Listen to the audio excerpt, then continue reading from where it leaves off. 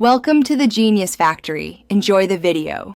In this video, I will help you set up your new smartwatch. First, make sure your device is fully charged. This prevents interruptions during the initial setup. Next, download the specific companion app for your smartwatch onto your smartphone. You'll find it in your phone's app store. Finally, activate Bluetooth on your smartphone so it's ready to connect with your watch. These steps are crucial for a smooth start. Once your watch is charged and the app is installed, open the app and begin the pairing process. The app will guide you through connecting your watch via Bluetooth.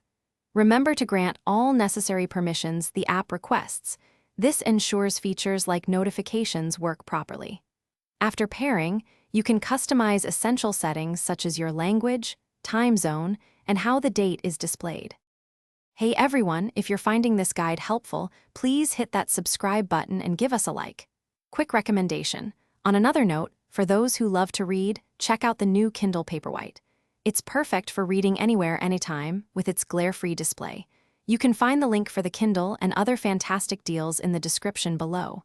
Now let's get back to the video. Now it's time to make your smartwatch truly yours. Explore the available watch faces within the app and select one that fits your aesthetic and provides the information you need at a glance. Next, decide which notifications you want to receive on your watch, preventing information overload. Don't forget to adjust the screen brightness and vibration intensity to your personal preference for optimal comfort.